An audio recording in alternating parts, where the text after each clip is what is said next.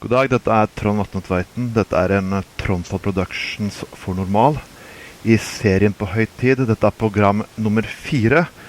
Og I dag går vi til Storbritannia og skal snakke med tidligere MI5-agent Annie Machon. Annie Machon, was that good? Did I talk right now? You did, yes, that was perfect, thank you. Well, last time we were in Belgium, now we're going to go to Britain again.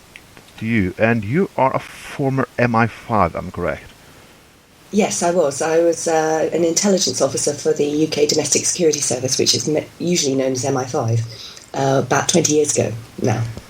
You were that way from MI5 to LEAP. That I find interesting.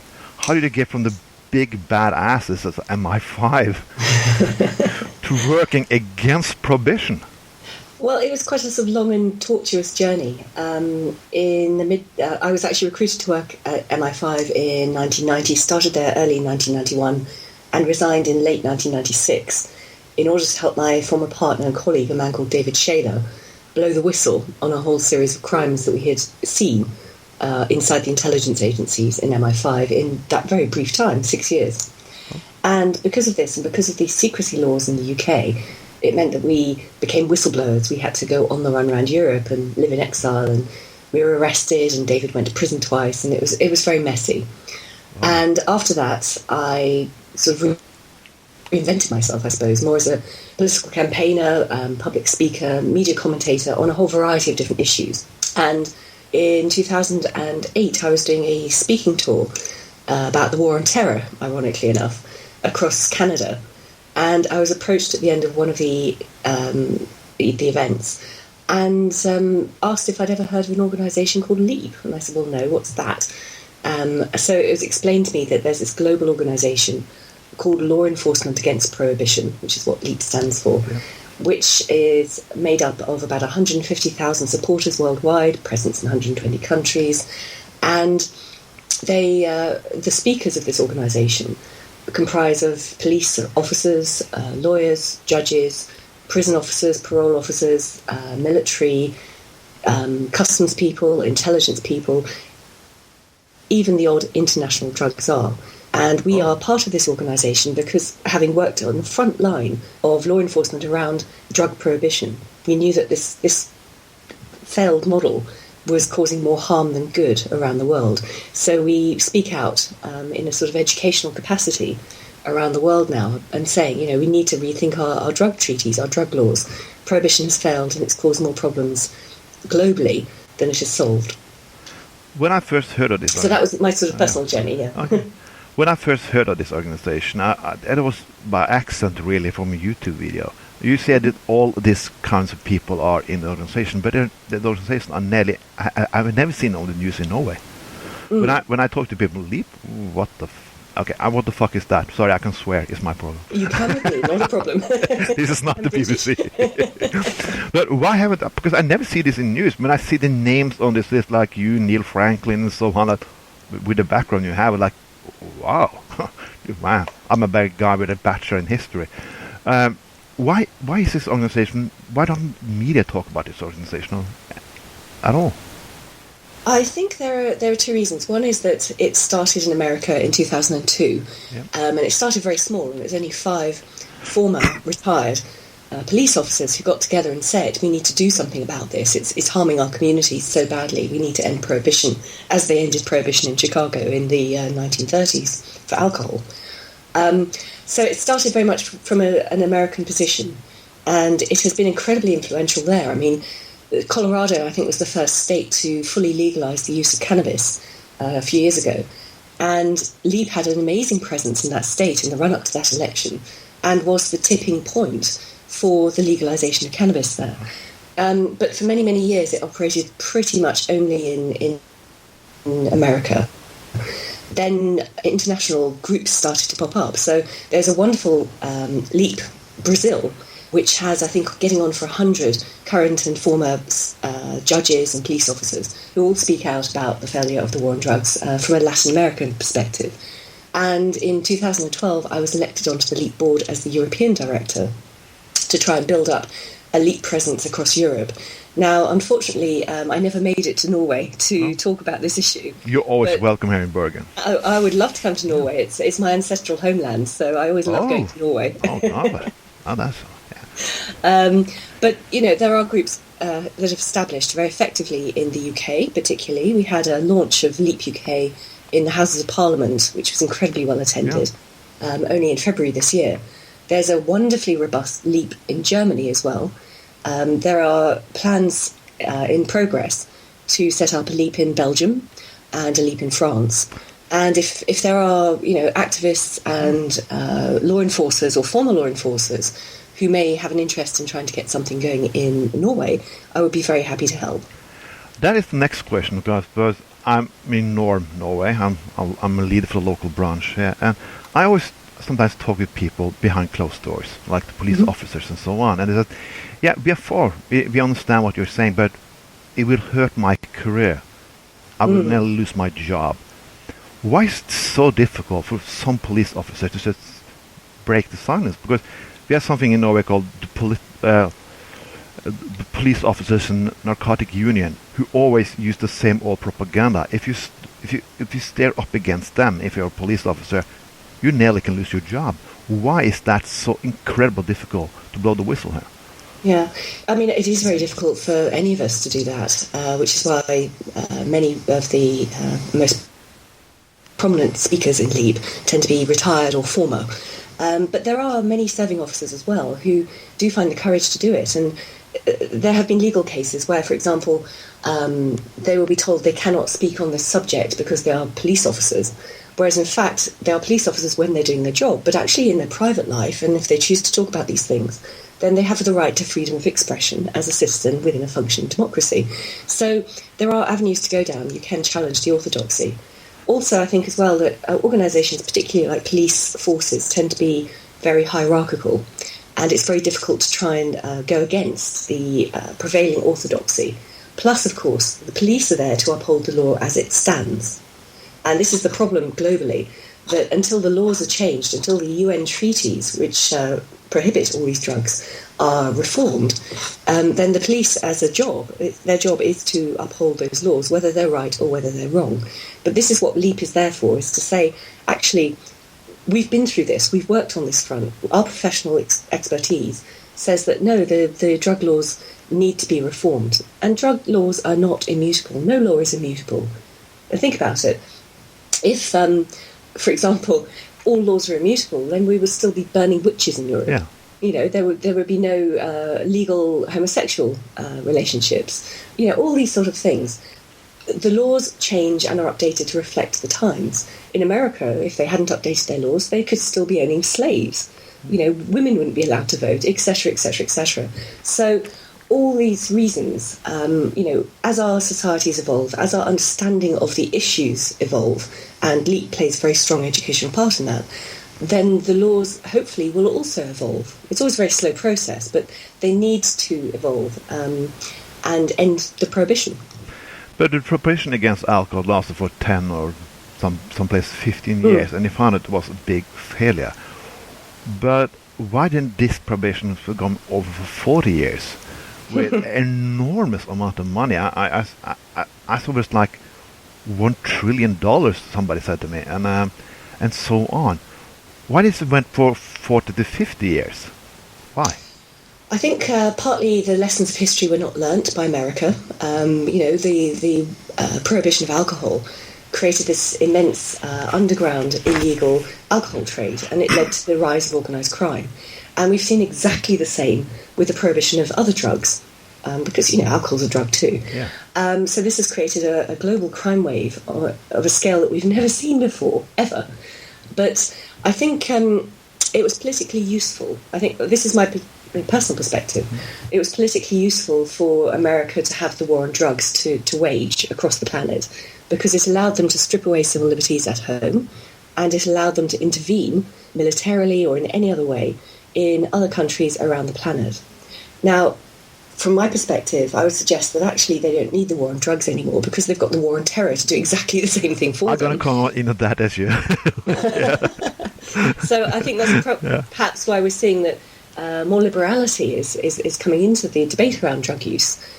So, for example, the United Nations now discusses effective harm reduction programs. I mean, these have been implemented in many, many European countries already. Some Latin American countries are legalizing cannabis at least. Even in America, many, many states have legalized the full use of cannabis. So for America to remain as the sort of fountainhead of drug prohibition treaties and laws is becoming more and more hypocritical. And I think at some point, one, they're going to have to back down from their promotion of prohibition because they don't need it anymore, to be quite frank. And two, they can't really actually afford it.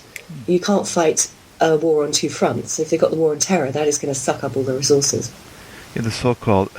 it's a little bit funny about that war on terror, because I see in Mexico, it died over 70,000 people. Yeah, I think it's gone over 100,000 since they ramped up the war. Yeah, it's 10 years now. You have 7 million people, I think I read someplace, die of air pollution each year. But how many people die of terror each year? It's not that far. If you did the same amount of the other issues, we'd be a very good state in this world. Well, quite, yes. So why is this? But I read a quote here from Jimmy Carter when he was president, because he tried to legalize it. Mm-hmm. And he was only a one term president. Period. Yeah, exactly. What went wrong there? Was it the FBI suddenly said that we not get enough funding?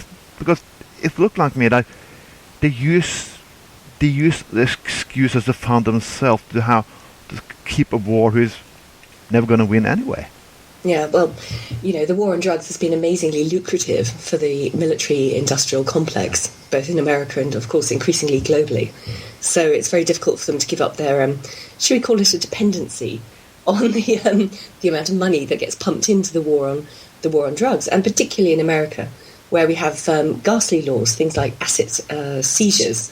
So if someone is suspected to have any sort of asset that might potentially have come from drug use or something, or drug dealing, then their assets can be seized by the local police. And that money from the sale of those assets is then pumped into the local police, so they've got no incentive not to do it or not to abuse it. But can that be very dangerous? People can, they can just take people's money and goods and... Yes, it's incredibly dangerous, and it's incredibly corrupting for the police. And of course, it completely erodes the trust between the local community and the police and the police. Hello? Hi. Oh, there, yes. Okay, yeah. But yeah, God, I just had to take a sip of my own favorite drug, coffee. Which Norwegian drinks a lot of. Uh-huh. We take 0.5% of the world's coffee in Norway, so here. Really? Yeah, we do. It's very funny. And since I've been drinking something to get through the winter, right? I drink warm coffee every time of the year. But I cannot stop getting into the race issue here, because I saw the ballot now in California. Mm-hmm. It was saying that you can buy marijuana if you're over 21, but under 21 it can still be a felony. So that means some people said, yeah, they do that because an excuse to still put black people into prison. What do you comment on that? I think there's no doubt that the war on drugs in America particularly has been used to stigmatise the black community. It's quite marked that the civil rights movement was very successful in the 1960s and acquired equal rights for every citizen in America.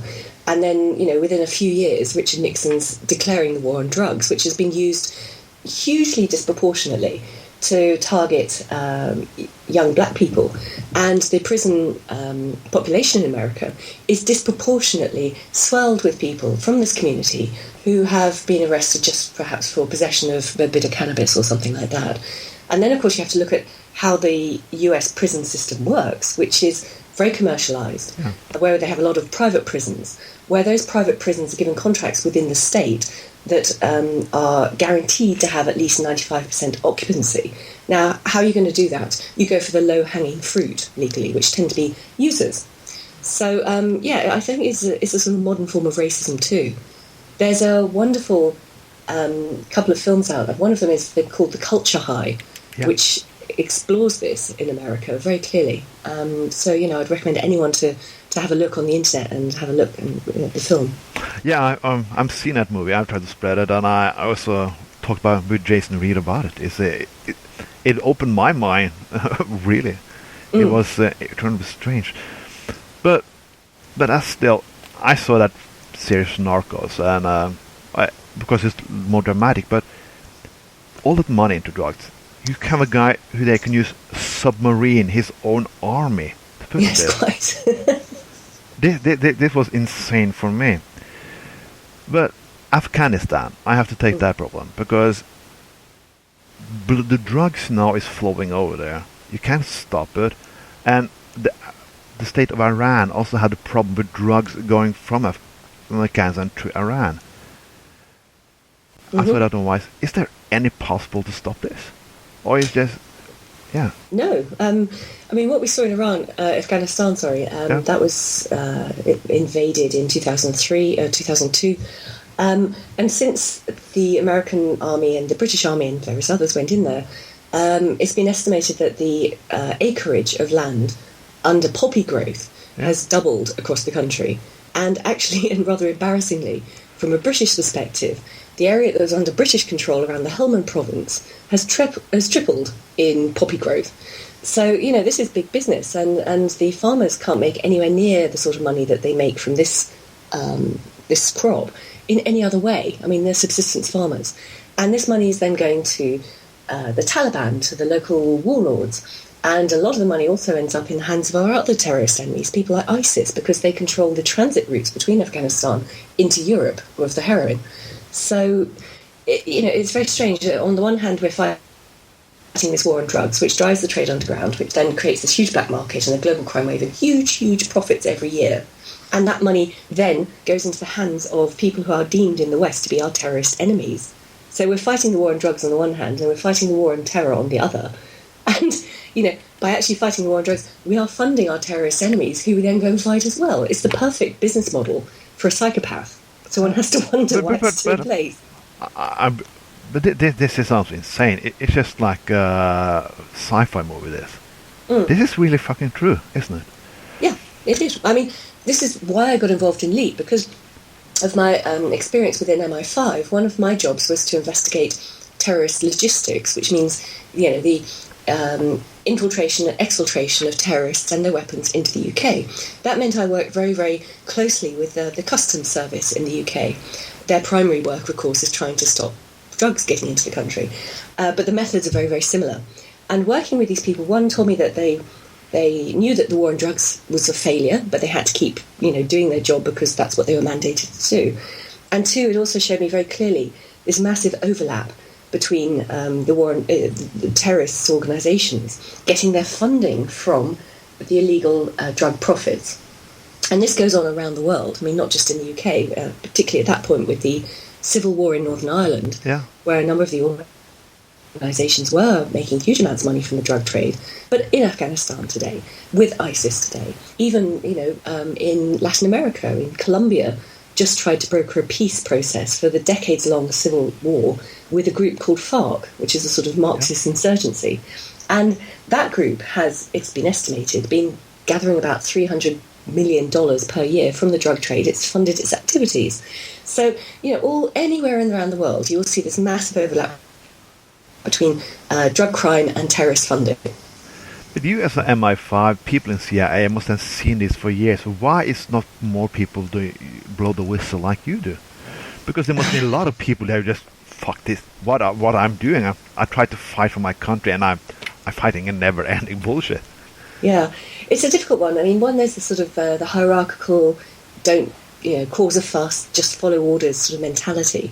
It's also the penalisation of anyone who does go public, who does rock the boat and take on the system.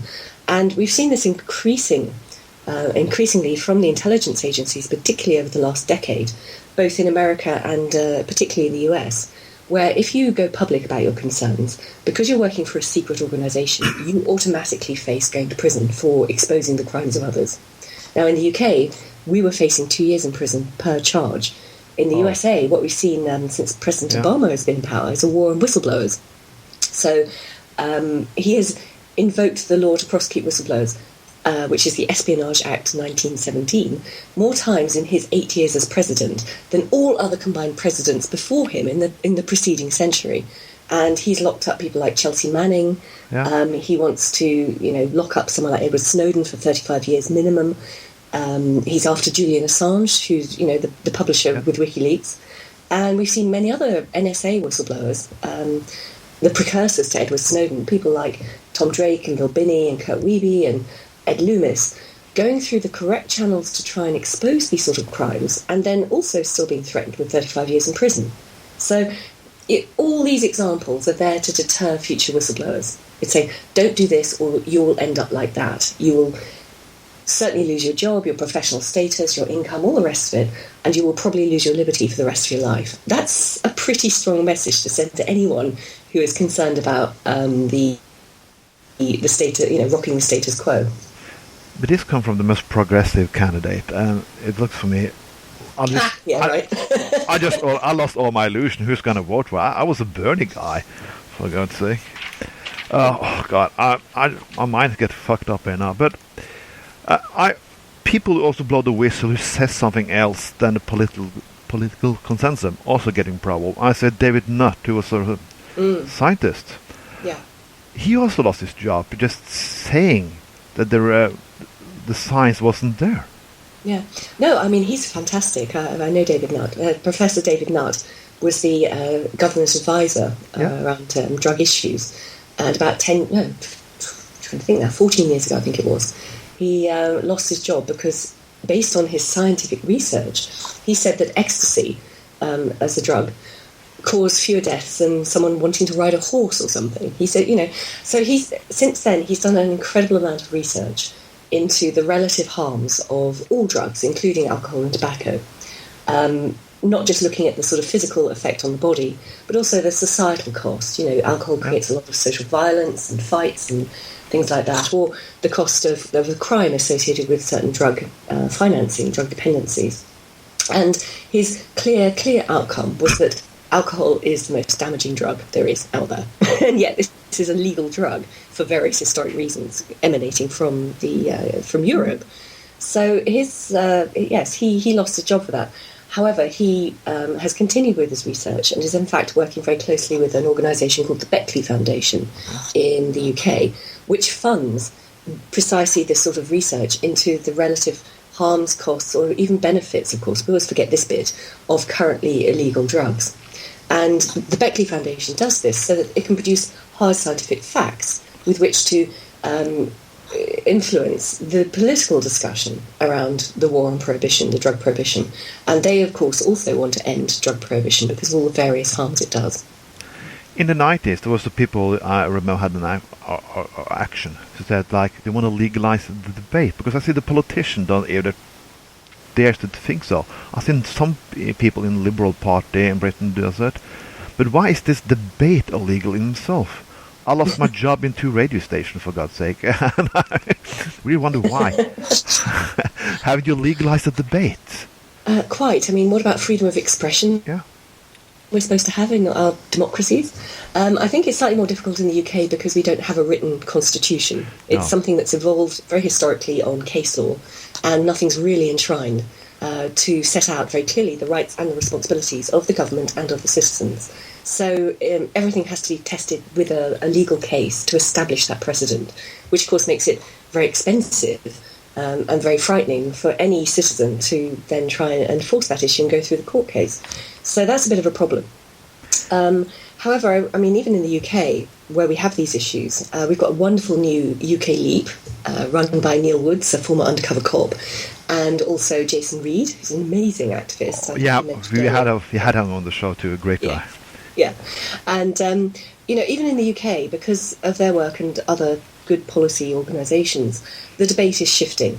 So we've had the former Deputy Prime Minister, Nick Clegg, call for the decriminalisation of drugs and a proper debate.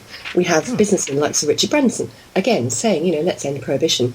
And crucially, we have top-serving police officers like Chief Constable Mike Barton up in the northeast of England, saying that, effectively the war has been lost. Let's not criminalise people who choose to use. Let's treat them if they develop problems. The 15%, estimated 15% of drug users who go on to develop health problems, let's give them health interventions. And that's so logical, so rational. And it's becoming more mainstream, but it's very slow. Our political class still seems very frightened of the what they call sort of older right-wing voters. Yeah, but I'm going to read for you a statute they have with police laws in Norway. It stands that you can surveil people. The police should have an eye on the people who's discussing legalization of drugs. That is an offer statute they had. What do you thought about that? This is in Norway. That's appalling. And I have looked at Norway for many years, particularly after the awful terrorist attacks by Anders Breivik, and I was awed with the response of the country. It wasn't let's have an immediate security lockdown. It's let's heal as a country, and it just came together. It was almost like a sort of textbook case of how Western countries should react to these sort of attacks. So for the law to then penalise people who are trying to peacefully and through civic means reform a law within their country, I find that absolutely shocking, particularly because it's Norway reacting in this way. It doesn't surprise me that governments choose to abuse the surveillance infrastructure that's in place, supposedly to protect our national security. This is something Edward Snowden and many others have laid bare over the last few years, the sheer scale of this surveillance state and how it is actually breaking our laws, it's breaking our constitutions. But for that to be used then to focus on civil liberties activists, on political activists, is just way, way beyond what even they can claim would be proportionate and rational within a democracy. Oh, I guess some police officer will be very angry because I asked this question. but I'm in a state now that I really don't care. But good. It's always break through the fear and just do what you have to do. I mean, if you're a concerned citizen, active and participating citizen in your country, you have to do that. Yeah, I always thought that way. That's why I don't have a political career. But pharmaceutical industry is big here. The breweries, strange enough, is big here. They give donation in American elections. The anti-prohibition people, anti-legalization people.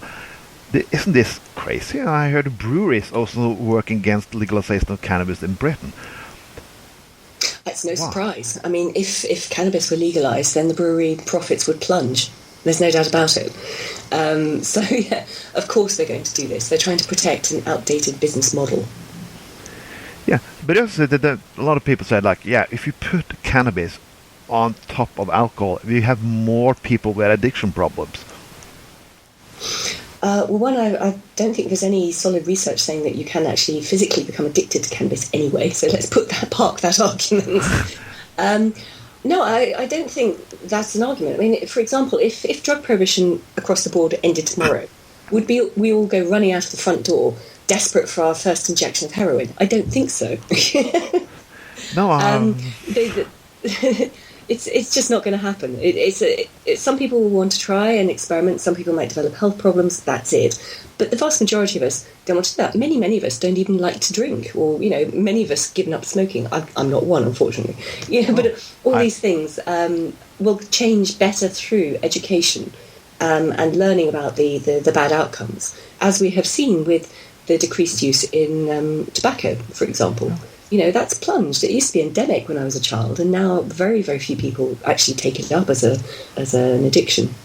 Yeah, you can. We've stopped. We had a lot of it in Norway now. The young people in Norway are drinking less and less and smoking less and less. But you can buy alcohol even more places. When I was a kid, 20 years ago. Well, quite. I mean, the UK started this sort of 24-hour drinking culture as well about 10 years ago. But yes, it's a demographic. The younger generations tend not to be doing this as much as older generations did. That's just a cultural shift. Yeah. But it's not something that's being enforced by the law. But how do you want to regulate drugs? Because there's a different way how to do regulations in different countries. In Norway, we have a commercial ban on alcohol and tobacco.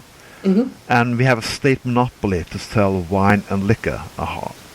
Everything stronger than beer on 4.8%. You have to go to state monopoly and buy. Is that the model we can also use on drugs?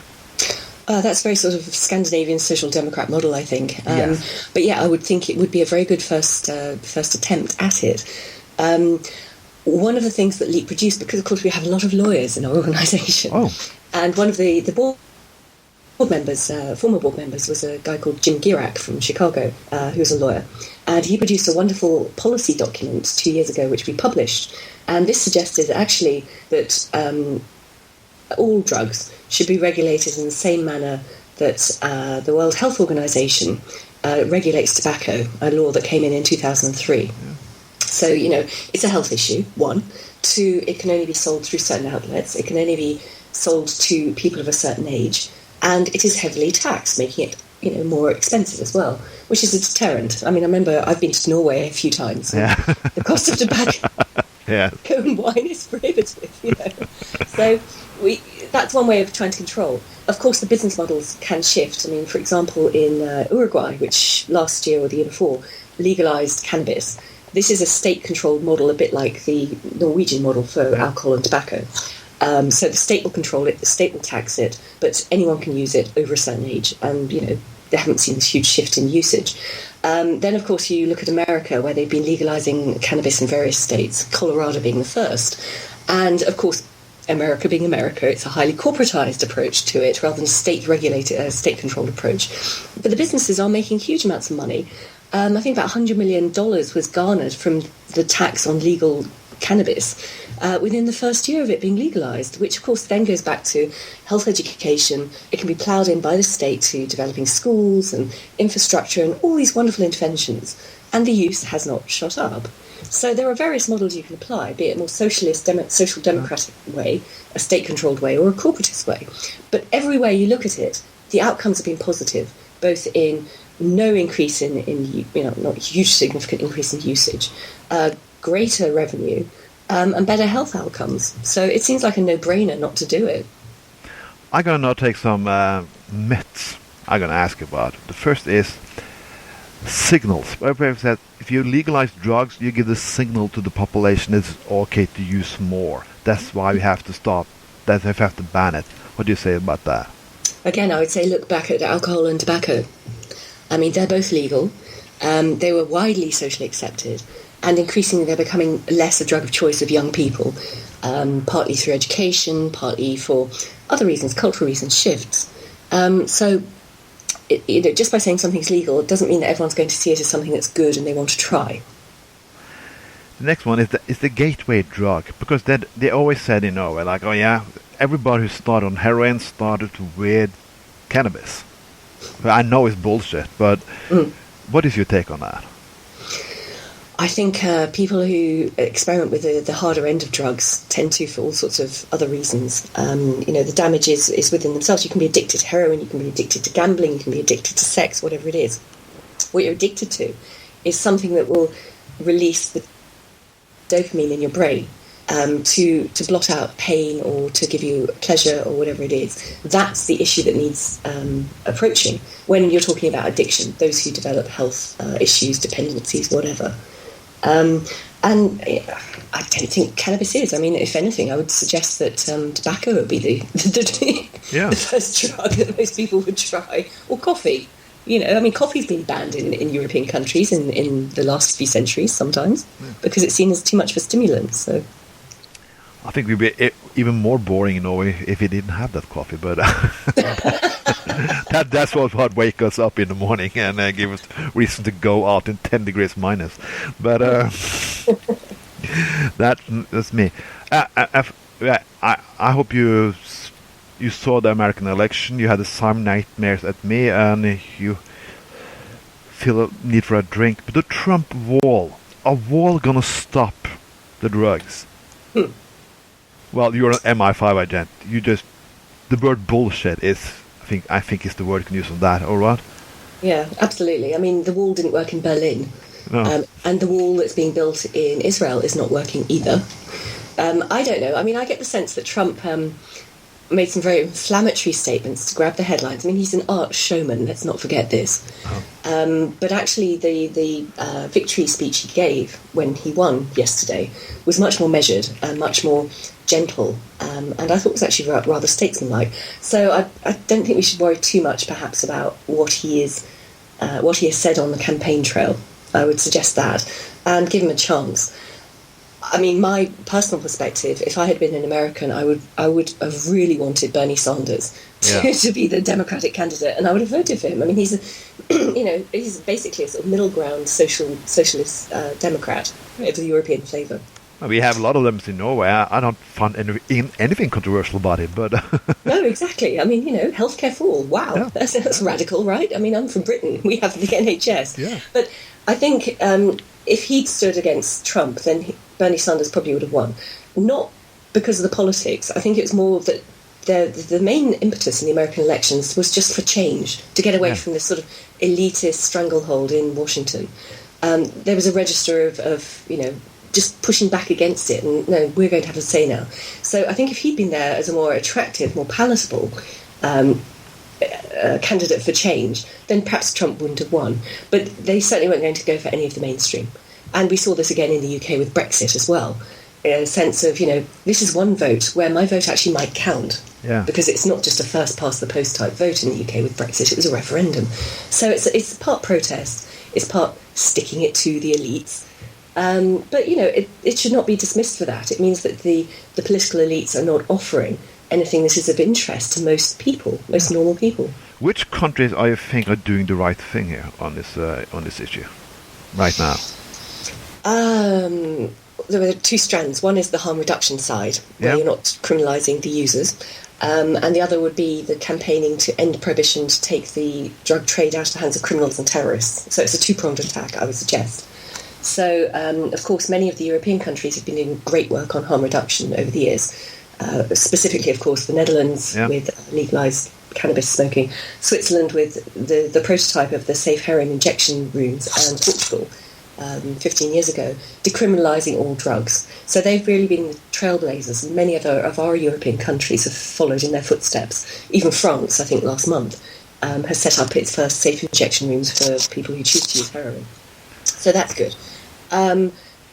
Also, I think Latin America is really sort of the beacon at the moment, because so many of those countries, which have been ravaged because they are the producer countries of so many of the drugs that we choose to use, in America and Europe, so many of those countries have been ravished with violence and subversion of legitimate government. So many of those governments are now coming together and saying, actually, we do need to rethink at the top level the UN drug treaties that are compelling every country around the world to fit into one-size-fits-all type law enforcement around drugs, which is a load of rubbish, to be quite frank.